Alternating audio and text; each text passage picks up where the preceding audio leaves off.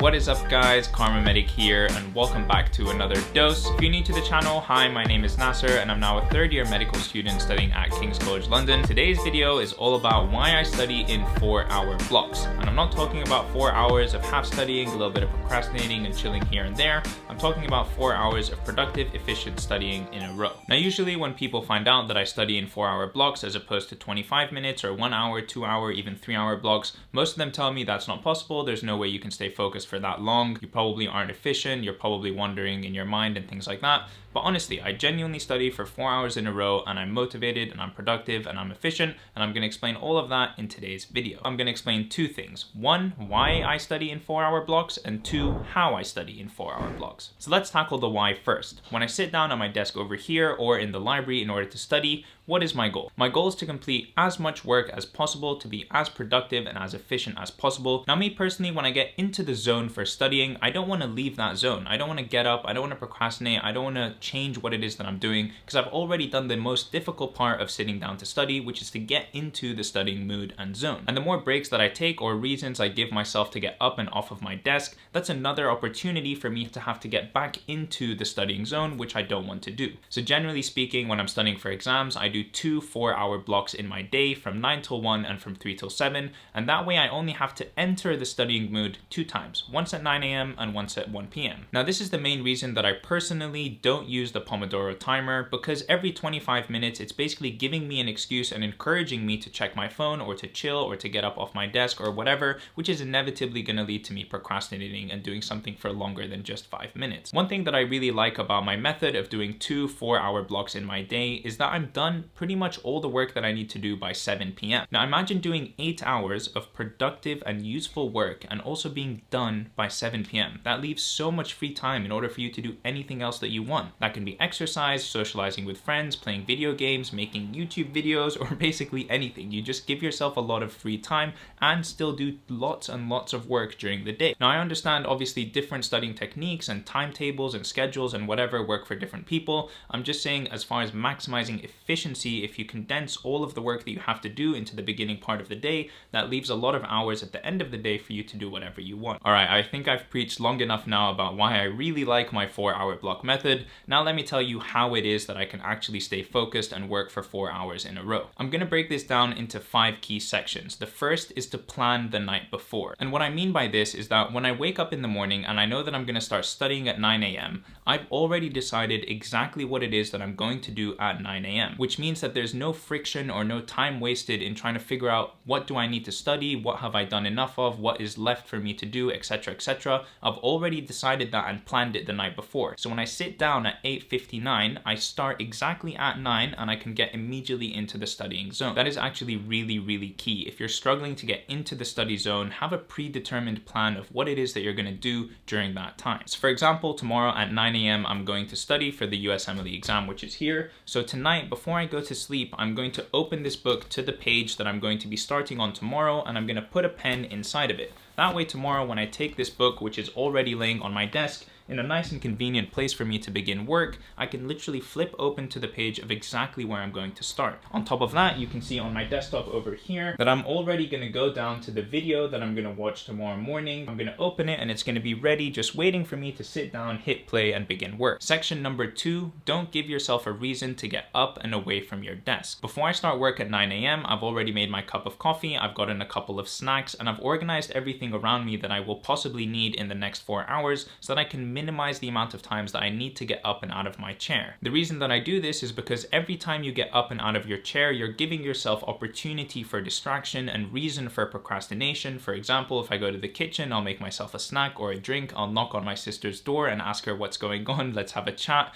Every time I leave my room and I leave that studying zone and studying environment, I'm giving myself reasons and excuses and opportunities for procrastination. Now this is going to be slightly controversial, I'm sure, but I honestly don't allow myself to get up and out of my desk until I've done an hour of studying. The thought process that I have in my mind is that if I haven't been able to sit down and do productive, solid work for an hour, do I really deserve to go take a break? Do I really deserve to go procrastinate and fill up my drink and get more snacks or take some time off? No, I need to first do a bunch of productive work before I can even think about the idea of getting up and procrastinating. And usually when I push myself to stay that extra 15 minutes, I actually end up studying for another 30 minutes or 45 minutes or whatever before getting out of my chair, because I want to finish, for example, the video that I'm doing or the section that I'm doing or the page that I'm writing. I just give myself reasons to continue studying. You know, I'm almost done with this section, I'm almost done with this video, I'm almost done with blah, blah, blah, blah, blah. And I just try my best to keep myself situated at my desk. You know what? Now that I say all of this out loud, I'm starting to sound a little bit crazy, but just stay with me here. The point of section number 2 is to only get up and off of your desk when you really need to. Section number 3 is, for the love of God, just get rid of your phone. Your phone is your worst enemy when it comes to studying time. If you hear any notification, if you hear a buzzing, if you even look at your phone, or if you even think of your phone, you're so likely to just, without even thinking, reach over and grab it and check it. I'm guilty of doing this all the damn time. And because I'm a human and I'm prone to checking my phone and getting all of these addicting notifications and numbers and messages, I have 2 ways in order to completely eliminate my phone from my studying environment. Step number 1 is to put your phone out of sight. If you can't see your phone, you're less likely to think of it, you're less likely to notice it, and you're just less likely to check it overall. Step number 2 is to put your phone out of reach. That creates a huge barrier. You have to now get up and move in order to get your phone, which I know sounds kind of stupid. You're probably like, oh, it's just 2 steps away over there on the bed.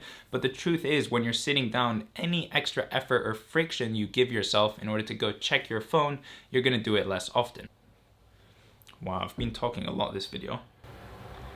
Alright, section number 4 is about giving yourself rewards while you're studying. Genuinely, no joke, probably what gets me through studying sessions the most is the idea of rewarding myself with either something to drink or something to eat, or going out with my friends, or playing video games or whatever. Just having these rewards that I make for myself that I can only unlock once I've done a certain amount of studying. So for example, like I mentioned before, I literally don't allow myself to go get a refill of my coffee or brew a tea or anything like that until I've done at least an hour of studying. It's just now an ingrained rule in my head, like, dude, you're not gonna have coffee or more tea unless you do more work, so you better get that done first if that's what you want to do. My mentality when it comes to doing 4-hour blocks is very simple.